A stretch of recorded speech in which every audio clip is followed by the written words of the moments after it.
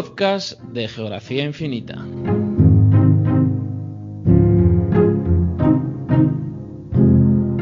Hola a todos, recibid un saludo de Gonzalo Prieto. Lo primero de todo, espero que el verano haya ido muy bien dentro de lo extraño de este periodo que nos ha tocado vivir y que hayáis podido desconectar. Por aquí volvemos tras este parón veraniego con los podcasts de Geografía Infinita y lo hacemos con uno que nos hace especial ilusión. Hoy vamos a hablar de cómo han evolucionado las vistas de ciudades a lo largo de la historia. Ese es precisamente el tema que aborda el ejemplar de la colección Grandes Mapas de la Historia, que este domingo se podrá adquirir con el diario El País. Es el ejemplar número 43 de esa colección, que desde hace ya casi un año repasa la historia de la cartografía desde todos los puntos de vista posibles. Ese ejemplar lo hemos escrito Bernardo Ríos, colaborador de Geografía Infinita, que a menudo pasa también por aquí, por estos micrófonos del podcast, y un servidor. La verdad es que hemos disfrutado mucho descubriendo un tema tan apasionante como este de las vistas de ciudades, cómo han evolucionado a lo largo de la historia, y hoy queríamos compartirlo con todos vosotros, y para ello está por aquí también Bernardo. Hola Bernardo, ¿qué tal? ¿Cómo estás? Hola, buenas, Gonzalo, ¿qué tal? Pues sí, como tú dices, la verdad es que ha sido una experiencia muy gratificante, lo hemos pasado tanto tú como yo creo que bastante bien. Sí. Y no solo el hecho de plasmar lo que creo que lo más destacable, no solo el hecho de plasmar pues una cosa que te apasiona, sino también a la vez el hecho de aprender, ¿no? Que también te llena mucho. Sí, somos ya casi expertos, ¿no?, en vistas de En el ciudades. tema, sí. Bueno, empezando un poquito por el principio, vamos a hablar de lo que es la coreografía, ¿no? No confundir con las coreografías de los bailarines, hay que quitarle la E a esa coreografía. Y bueno, ¿qué es esto de la coreografía? Esa parte la escribiste tú, Bernardo. Pues mira, antes te voy a contar una anécdota, precisamente Sí. esto que has comentado de la coreografía, porque cuando empezamos a hacer el fascículo, muy motivado yo me fui a la Casa del Libro a comprar algo que hablara de coreografía, ¿no? Y pues nada, me presenté allí, le pregunté a la tendera que allí había, a la chiquilla de la tienda, le dije, oye, mira, perdona, estoy buscando si tenéis algo sobre coreografía. Y me dijo, sí, la parte de danza está en la planta número 2. Entonces, eso ya es muy ilustrativo de lo poco que se conoce esta rama de la geografía, ¿no? Sí. Entonces, pues sí, la coreografía, a diferencia de la geografía, bueno, en su momento, no sé ahora tanto, era la descripción de regiones o lugares concretos. Es decir, podría ser un pueblo, por ejemplo, una localidad, una ciudad. Fue una disciplina que reunía varios aspectos diferentes, ¿no? Porque tenía un componente geográfico grande, pero también artístico, ya que era principalmente un dibujo muchas veces.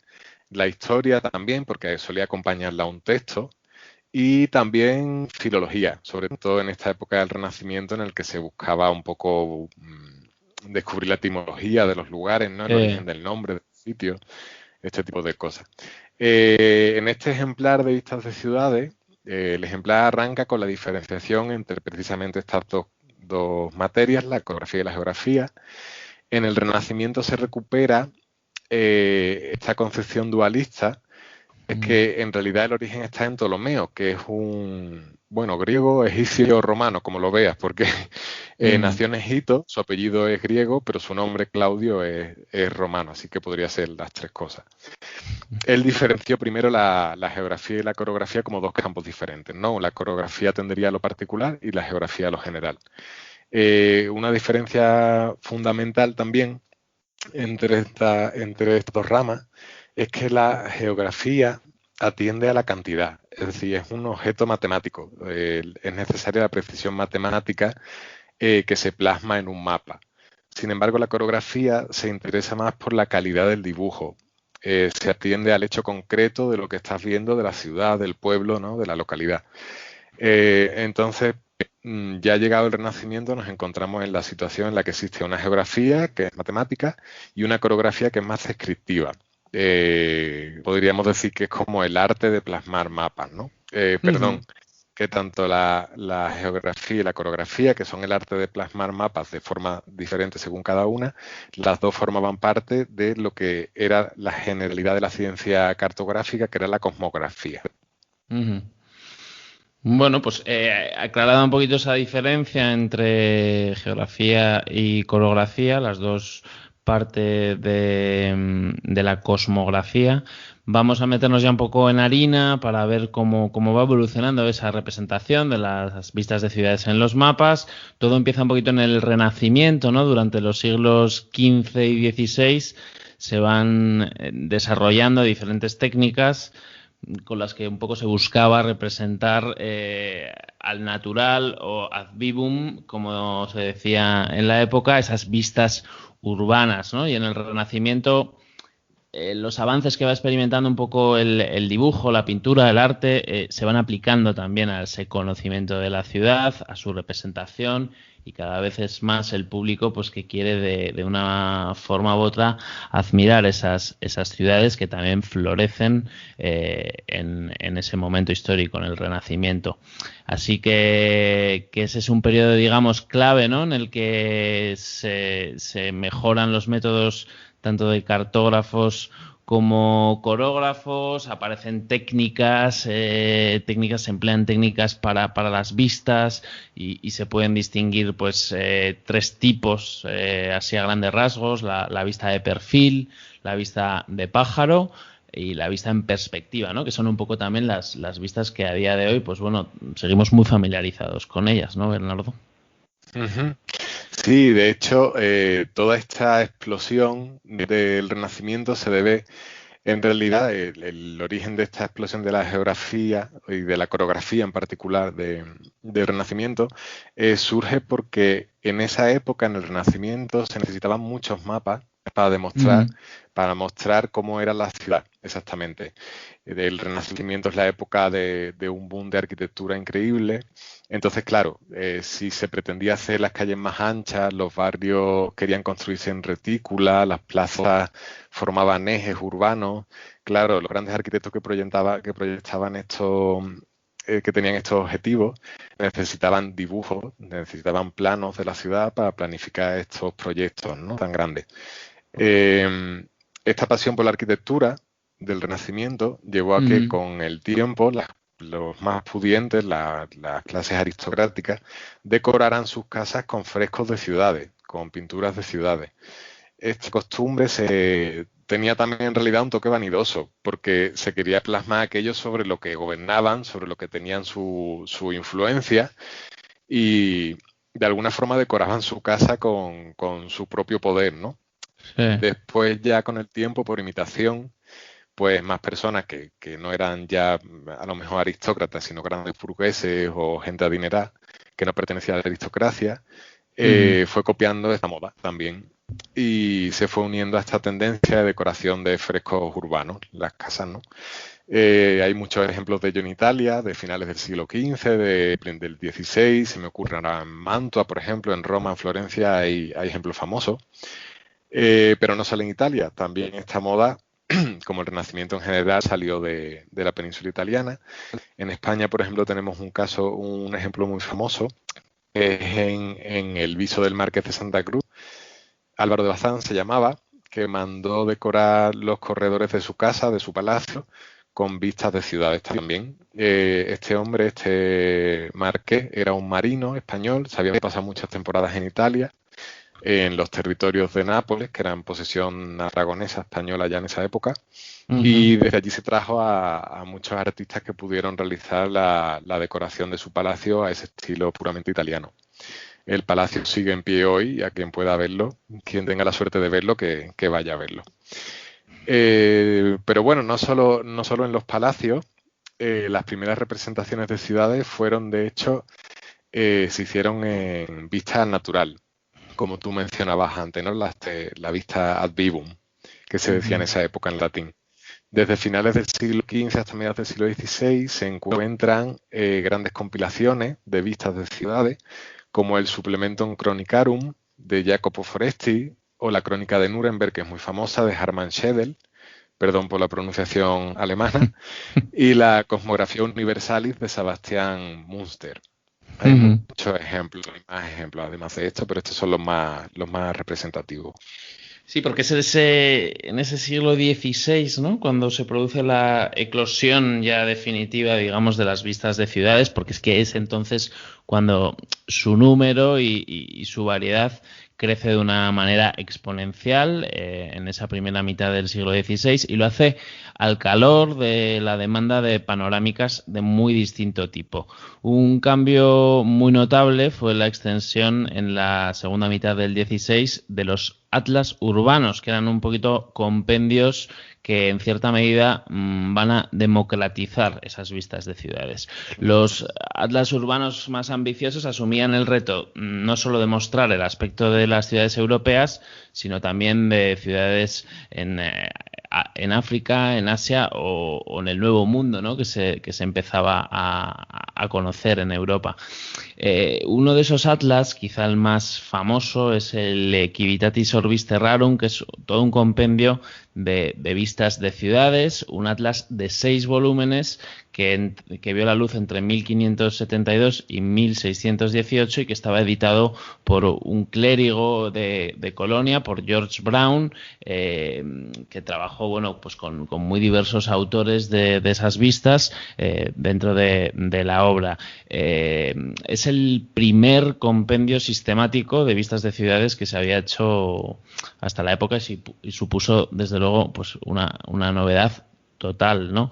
En un momento en el que, bueno, pues tenemos que imaginarnos que la literatura de viajes empezaba a adquirir un papel cada vez más destacado al calor de esas expediciones, de esos descubrimientos europeos, para un público que estaba alentado por esas exploraciones de la época y que buscaba de alguna manera conocer otros lugares pues sin abandonar su hogar, ¿no? Porque desde luego pues el viajar en esa época estaba al alcance de muy pocos, ni siquiera de la burguesía, de la gente más acomodada.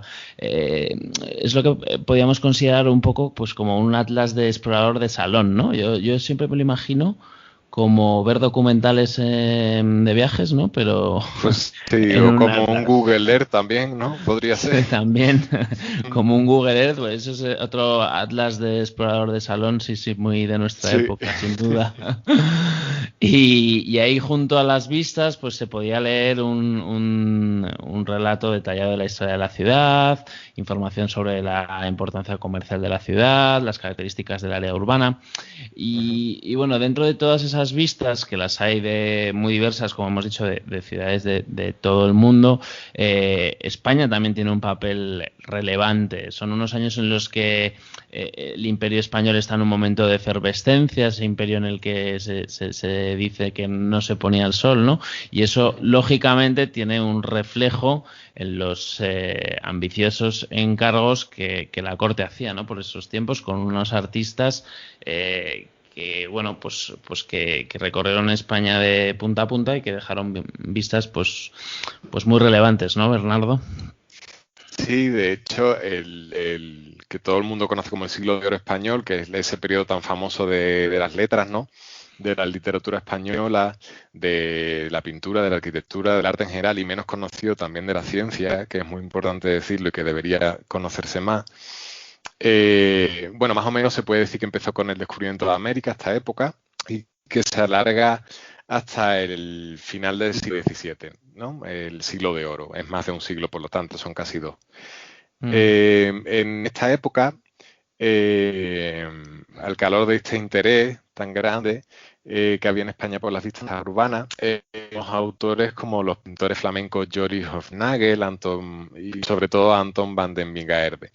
Ambos pintores recorrieron entre finales del 16 y principios del 17 buena parte de la península para retratar las ciudades hispánicas en unos dibujos, unas representaciones urbanas que ponen de manifiesto el progresivo papel de las ciudades como foco de poder real y como crecientes polos económicos, ¿no? También. De hecho, las vistas de España de Hofnagel se utilizaron para ese gran atlas que hemos mencionado de ciudades, para el Civitatis Orbis Terrarum y, bueno, pues en total había dentro de ese ejemplar 29 láminas con 43 vistas de ciudades españolas, muchas de las cuales fueron obra suya, de Hofnagel, y él viajó por España entre 1563 y 1567, o sea, un viaje muy prolífico porque pintó 43 vistas, bueno, pues las hay de todas las ciudades españolas, y recorrió el país, pues digamos, de punta a punta, ¿no? Sí, él nació en Amberes, provenía de una familia rica, de una familia acaudalada, trabajaban cortando diamantes ellos, un trabajo que no sé si sigue existiendo hoy día, la verdad, bueno, supongo que sí, ¿no? Lo que le permitió este trabajo... Él lo tiene que cortar, sí, no sé si habrá... él lo tiene que cortar, claro. Eso es. Bueno, pues como era de una familia con bastante dinero, que no pasaba penuria económica ni mucho menos, esto le permitió viajar por Gran Bretaña, Francia, España.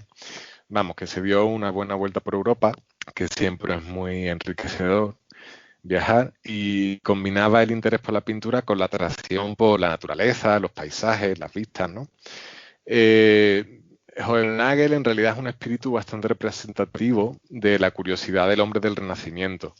En él, en su persona, convergían varias facetas, ¿no? Le gustaba la poesía, la música, le gustaban los idiomas. En el campo del arte era un dibujante magnífico, brillante, pintaba al óleo y realizaba ilustraciones y mapas. Hofnagel también solía alejarse de las ciudades, normalmente, para plasmar bien el territorio y otorgar así también protagonismo a las montañas, los ríos, los accidentes geográficos, ¿no? También a la economía, porque normalmente dibujaba también los campos de cultivo que rodeaban las ciudades, que bueno, forma parte de lo que podríamos llamar un paisaje económico, ¿no? Combinaba puntos de vista reales e imaginarios también, y creía que la población de la ciudad debía dibujarse mostrando caminos, calles, edificios, los espacios abiertos. Las vistas se retocaban, cediendo parte de su exactitud para ganar facilidad de comprensión. Es decir, priorizaba que el que viera el dibujo pudiera comprenderlo a la exactitud. Sin embargo, no deja de ser verosímil. Hay que diferenciar entre el significado de lo verosímil y lo exacto, ¿no? Son vistas que, aunque no son exactas, porque son más artísticas, la coreografía no es más artística que geográfica o matemática, por decirlo de alguna forma, aunque no sea exacta, siempre es verosímil. Bueno, de hecho es posible que durante su viaje por España, ese viaje que se marcó Hofnagel, coincidiera con otra de las figuras que hemos mencionado al principio, Anton van den Wingaerde, que estaba haciendo un encargo similar por entonces para Felipe II. Y sus vistas, de hecho, hay quien cree que pudieron ser fuente de algunas de las de Hofnagel, más espectaculares y escenográficas, pero menos meticulosas, ¿no? Por eso que comentas, Bernardo, bueno, que al final no era tanto lo que buscaba Hofnagel, la exactitud, sino la comprensión del conjunto, ¿no? Exactamente, sí. Bueno, mucho se habla de ese encuentro de Wingaerde con Hofnagel, ¿no? Que casi todos piensan que sí, que llegó a darse, pero realmente no está del todo testificado en ningún documento ni nada, pero parece bastante lógico pensarlo, ¿no? Y que uno influenció al otro. Hombre, al final eran dos personas viajando en el mismo momento por el mismo sitio, haciendo la misma actividad, o sea que tampoco creo que fuera tan difícil que se encontraran, tiene sentido. Exactamente. Sí. Wingaerde es una figura clave también dentro de las vistas de ciudades, y en este caso sí más que Hofnagel por el realismo que le dedicaba a sus pinturas. De hecho, en el fascículo, en el libro que escribimos, tiene un artículo propio Ujú. Como, bueno, tú ya sabes, claro. Sí. eh, Vingaerde acudió a España por la llamada de Felipe II. Se conocieron en Bruselas, ambos, cuando Felipe II vivía allí. Y Felipe II le encargó la elaboración de una serie de dibujos panorámicos de las principales ciudades españolas, ¿no? En total realizó 62 vistas de pueblos y ciudades, que se dice pronto, y que las realizó entre 1563 y el 70, en 1570. Esto es tan solo una muestra más de los intentos del rey, de Felipe II, que era un apasionado de la geografía, seguramente porque su padre también lo fue, Carlos I, por recopilar los datos necesarios para enseñar la grandeza de su reino, ¿no? Este imperio en el que nunca se ponía el sol, como tú decías. También quería dar a conocer los recursos con que contaba la monarquía y obtener una imagen de su territorio lo más cercana a la realidad. Sin duda, creo yo, la colección de Vingaerde constituye la colección de vistas española más fiable del siglo XVI y también las más precisas, diría. En su caso, las amplias perspectivas se resolvían con mucha habilidad, con mucho rigor y una precisión casi notarial en los datos gráficos que respondía a un claro interés por la verosimilitud de la que estábamos hablando. Ujú. Pues hasta aquí Vingaerde, la época, digamos, dorada de las vistas de ciudades, siglo XVI. Ya en el siglo XVII y XVIII las vistas de ciudades van un poco perdiendo su predicamento en Europa. Eh, con todo, en el 17 sigue habiendo ejemplos de gran calidad que siguen profundizando en las técnicas que se van desarrollando durante ese tiempo.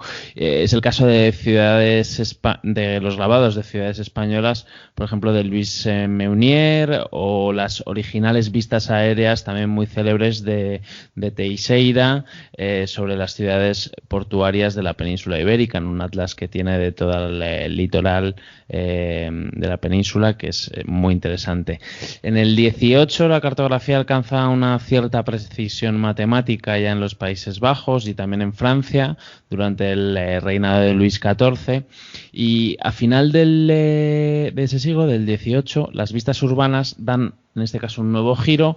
Esta vez lo hacen de la mano de un pintor irlandés afincado en Escocia, de Robert Baker, que lleva a cabo en 1787 su vista de Edimburgo, con lo que inaugura lo que se daría en llamar los panoramas. ¿Qué es esto de los panoramas? Pues es una vista panorámica, en este caso, bueno, la de Edimburgo, realizada en una proyección cilíndrica con la que consigue una novedosa visión de 365 grados desde la colina de Calton Hill, que es un punto desde el que se puede divisar todo Edimburgo. Entonces, al final es como si tú te metieras dentro, digamos, de ese círculo. Te metes dentro del círculo para poder tener una perspectiva completa de lo que estés observando, ¿no? Entonces, esos panoramas se colocaban en una sala circular, esas imágenes, y al contemplarlo desde el centro de la sala, pues daba al espectador la ilusión de realidad, en lo que, bueno, pues podemos considerar un precedente, ¿no?, de la realidad virtual inmersiva, ya en 1787, que no Sí, estaba esto mal. de hecho, yo cuando veo esta panorámica de Edimburgo que tú mencionas, recuerdo siempre las fotos de los móviles con las que todos nos hemos peleado para que nos salga bien, que son Claro, estas fotos panorámicas sí, que se que tienes que parecen, seguir se la parecen línea, ¿no? bastante. Sí, Eso sí, es, sí. sí, sí, siempre sale torcida. Pues sí, es lo mismo, solo que esto lo ves en una sala. Es como si cogieras esa panorámica que haces con el móvil, te la pones en una sala circular ampliado, y entonces, Eso es. claro, tienes una ilusión de estar viendo pues la ciudad casi como si estuvieras ahí, lo cual pues es otro paso más en ese sistema de vistas.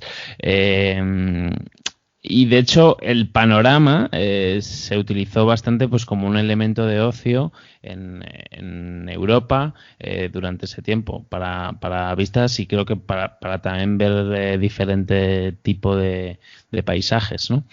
Luego, después, en el siglo XIX, en Estados Unidos, las vistas de ciudades también adquieren importancia y se empiezan a producir en masa, un poco al calor del auge, digamos, de Estados Unidos como potencia, bueno, pues con esas grandes ciudades construyéndose y esa necesidad de mostrar la iconografía que se reflejaba detrás de toda esa expansión, digamos, de ese país como en Estados Unidos, ¿no? Desde 1825 aproximadamente 5.000 vistas fueron dibujadas e impresas por una docena de casas comerciales, lo que convirtió a este género en el más popular de entre todas las litografías que se produjeron en Estados Unidos en el siglo XIX. Ya dentro de este siglo también, en el XIX, mención aparte merece España. En el ejemplar de vistas de ciudades de la colección Grandes Mapas de la Historia, que este domingo 20 de septiembre vais a poder encontrar todos en el kiosco y esperamos que vayáis como locos a por él. Se abordan también las vistas de España del siglo XIX, cuando España se situaba como el último refugio del pintoresquismo en Europa. Esto es, bueno, pues como un lugar romántico, ¿no? Digamos, o un lugar al que los románticos acudían, bueno, pues un poco llamados al calor bueno, pues de las tradiciones que aún se conservaban frente a otros lugares de Europa, ¿no? Sí, muy polémica esta visión de España del 19 como el último refugio del pintoresquismo, como tú decías, ¿no? Que en esa época los intelectuales, los políticos intentaban que no se viera así el país y sin embargo ahora es lo que triunfa de esa época de España, ¿no? Es curioso. Bueno, sí, efectivamente, como decía, sí, hay mucha polémica sobre ese tema porque claro, realmente los literatos que venían a Andalucía principalmente, de hecho, se iban a pueblos, ¿no?, perdidos de las grandes rutas de tránsito y eso. Sin embargo, pues tenías ahí Sevilla, que era la gran ciudad del sur de España, ¿no? Y sitios muy desarrollados ya en el siglo XIX que, claro, pues intentaban luchar contra esa imagen. Pero bueno, eso es otro tema, es otro tema.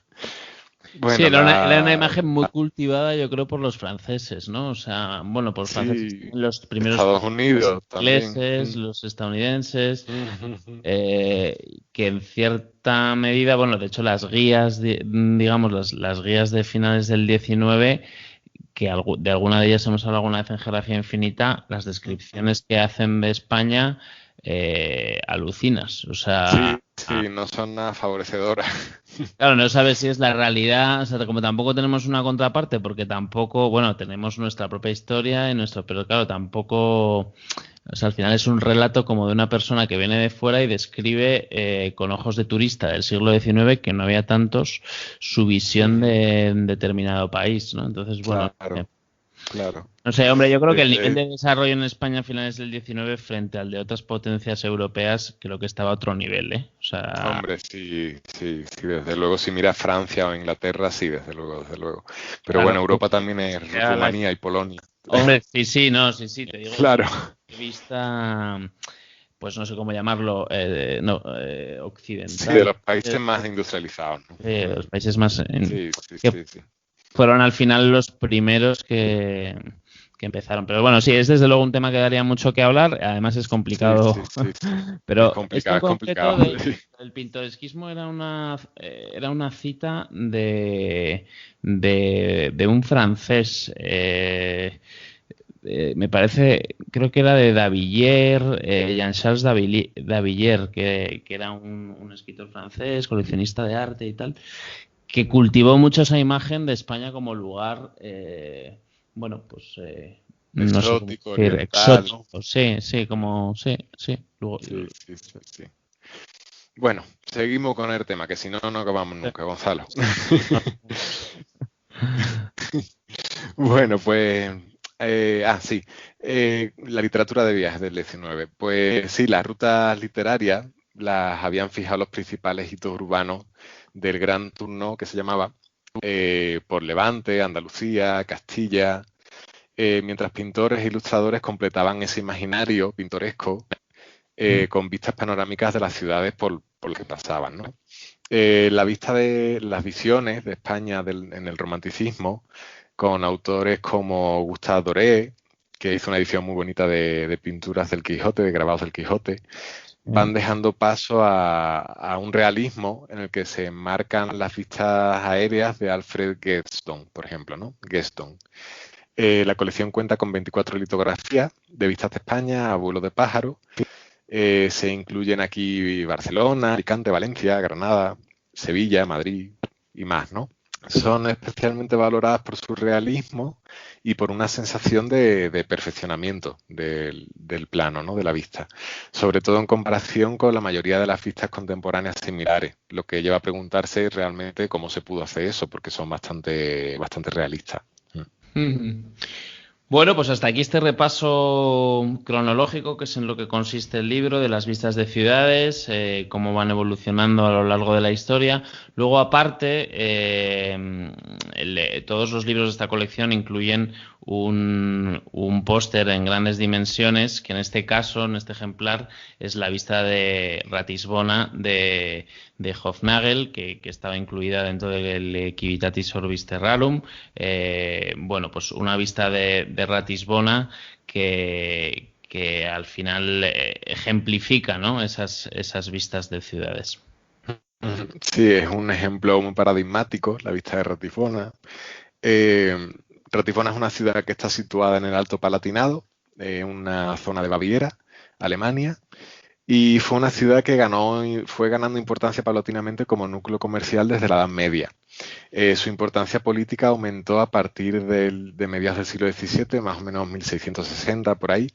En el año 1663, concretamente, fue elegida como la ubicación permanente de la Dieta Imperial, lo que, dicho rápido y mal, podría ser como la capital del Sacro Imperio Germánico, ¿no? El gobierno del Sacro Imperio, como podría ser la Castilla medieval o la Corona de Aragón medieval, la capital era itinerante, que se llama. No me salía la palabra, itinerante. Y entonces, a partir de ese momento, Ratisbona, que ya había celebrado esta dieta imperial, estas sesiones de gobierno, ¿no? Ya las había celebrado en varias ocasiones, pues fue elegida la corte permanente, digamos, ¿no? Pues como el caso de Madrid. Más o menos es muy parecido. La situación de capitalidad se mantendría hasta la propia disolución del Sacro Imperio Romano Germánico en el siglo XIX, después de la Guerra Napoleónica. Entonces, pues, es una ciudad importante, ¿no? Ratisbona es una ciudad importante.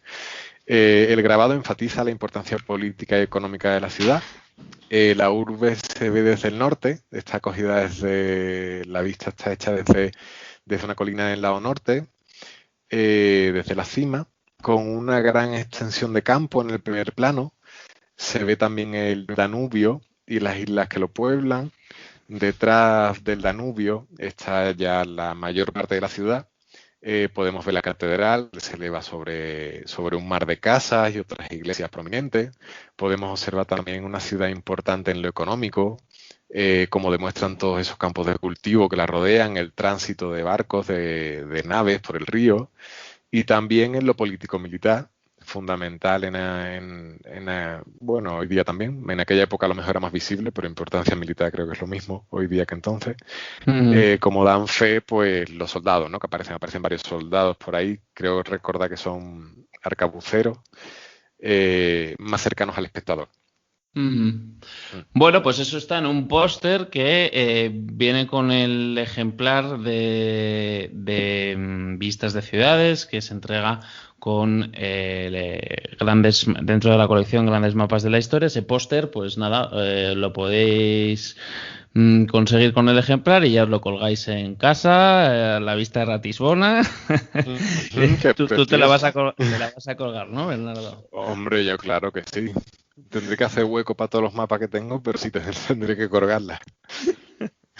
Pero bueno, pues nada, hasta aquí el repaso de este ejemplar que, como os decíamos al principio, nos ha gustado mucho preparar. Es un tema en el que, bueno, pues al final hemos profundizado, hemos aprendido de vistas de ciudades, hemos aprendido también de, bueno, pues la evolución, digamos, de todas esas técnicas pictóricas desde el Renacimiento hasta, bueno, pues prácticamente la actualidad. Y bueno, pues ya solo deciros que os acordéis de, si os interesa el tema, por supuesto, pasaros por el kiosco con El País este domingo 20 de septiembre, el ejemplar Vistas de Ciudades. También estará en internet, tienen una web en la que venden los ejemplares de la colección. Os pondremos el enlace a esa página en la descripción del podcast. Bueno, Bernardo, pues hasta aquí el repaso. Mil gracias de nuevo y nos hablamos pronto, ¿vale? Un buen repaso que le hemos dado. Muchas gracias a ti. Hasta la próxima.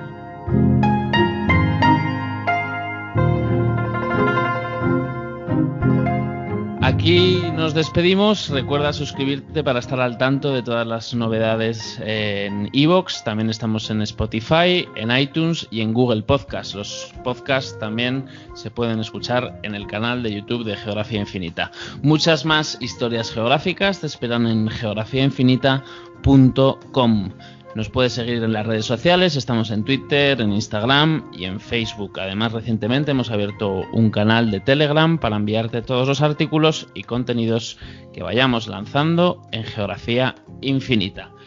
Hasta aquí este nuevo podcast. Pronto más, recibid un afectuoso saludo de Gonzalo Prieto.